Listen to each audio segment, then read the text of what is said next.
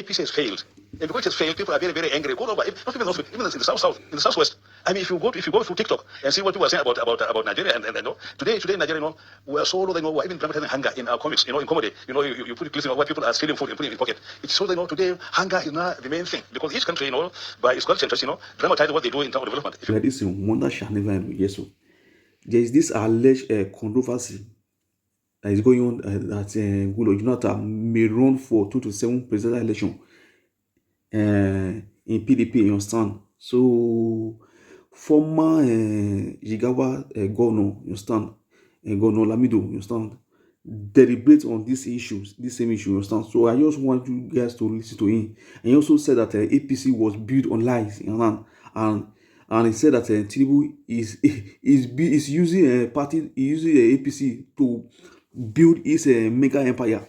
You understand? So make me listen to Ramona here with this my talk. So concerning all this controversy that is going on. You understand? So please after watching the video, also do your thoughts on the conversation and follow for more updates. One of Sugar Boy.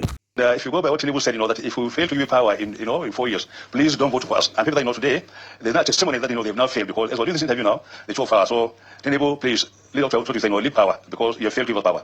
Now coming to the issue of Jonathan, I think the next couple of weeks, are going to be very, very kind of interesting, because things are very, very dynamic. The way things are happening, with that succession, I don't think we'll be able to see what's going to emerge in 2027 for election.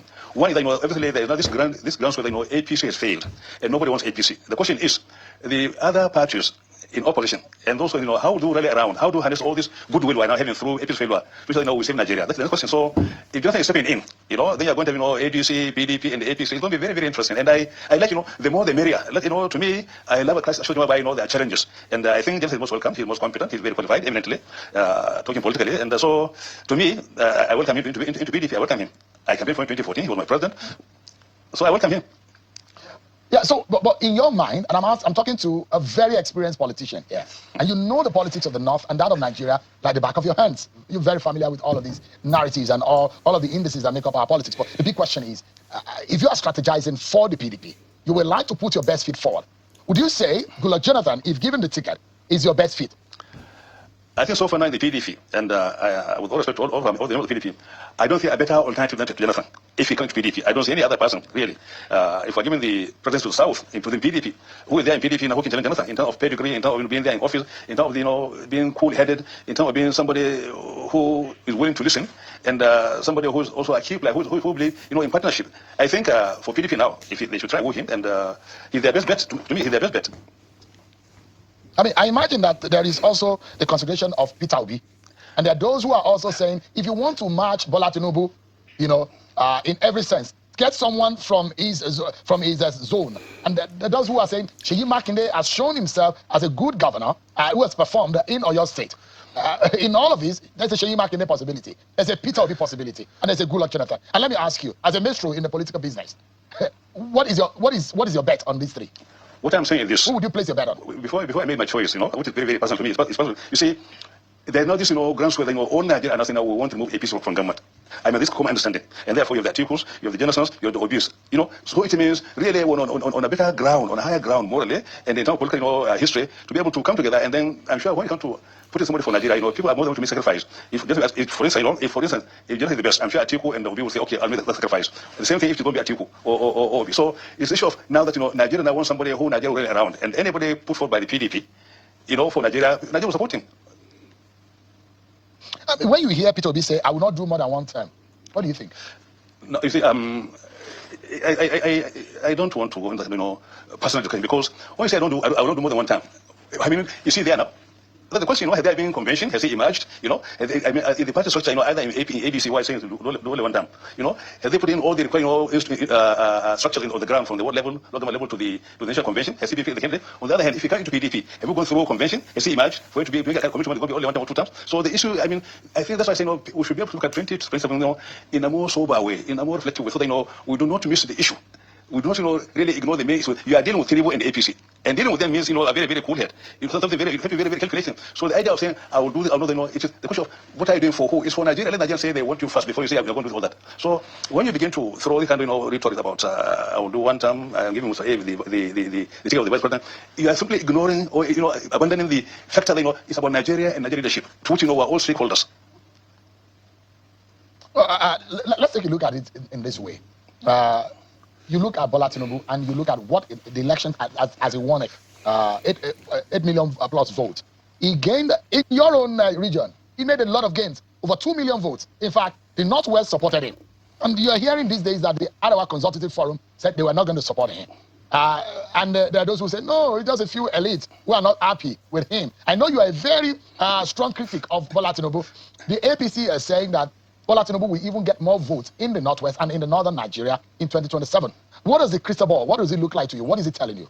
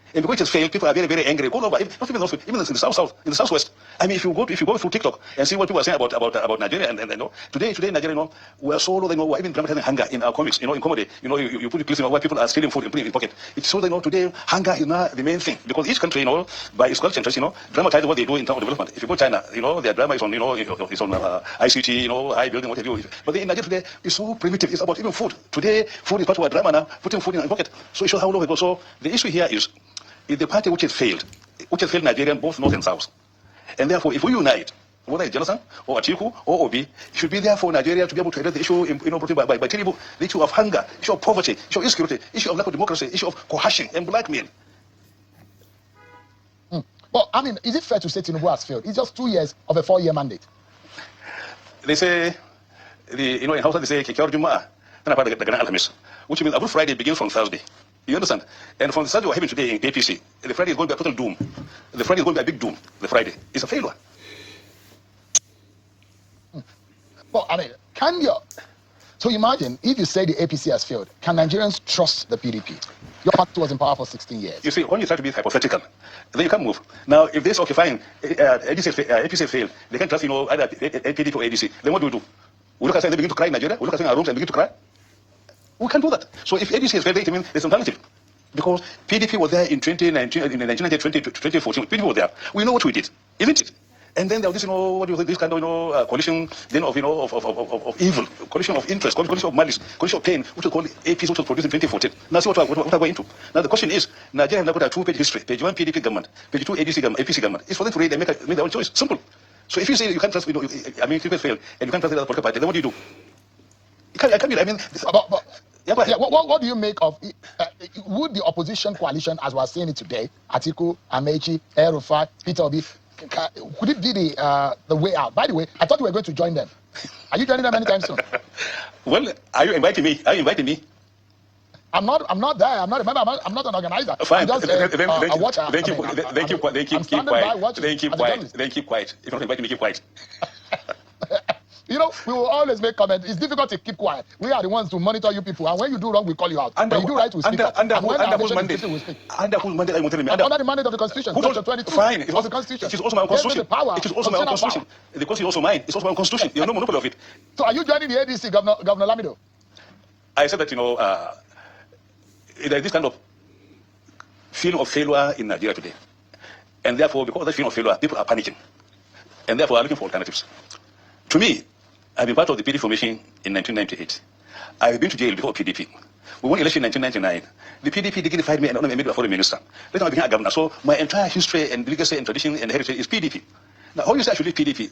I don't feel, because I'm from the old generation, I don't think it is morally right. I feel guilty. So even if I want to go by today's mood of ephemeral interest and fancy, even if I was to go into any other party, live in PDP, my soul will not follow me. That's the problem. I've become my own soul. It will not follow me. Governor Lamido, it's also always a pleasure speaking with you. But for those who think that Tinubu is going to have an easy walk into power in 2027, what do you have to tell those people? What was the question? Let me hear properly. What was the question? I said there are those who believe that Tinubu's victory in 2027 is going to be the easiest. What do you have to tell those people? Well, you have every right to indulge yourself into some kind of fancy, to pacify yourself, and then caress your ego and console yourself. But then Tinubu, going by what he has done in the last 2 years, and the way things are in the country, look all over the country, both north and south. By 12 noon, Tinubu is finished. I'm telling you. But then, because Tinubu is a from APC, a party which has been built on lies and propaganda. That's why they talk like that. Now, if people like lie and Arabic Salawli PDP, like Pandami, like Malami, like FI, who remain there really? Because APC was formed by 4 groups, which are organic. CPC of Buhari, ACN of Tinubu, ANPP of governors, and PDP of governors. Now, the governors of PDP are now the same, are not with APC. Who went to APC? The governor of ANPP are not happy at all. So it's only Tinubu now alone, because the Buhari component, which is the APC, which is the CPC, are putting out. So it's only Tinubu and his ACN who remain in the party. All others are his own cronies, his own appointees, his own boys, who are there to support, build his own.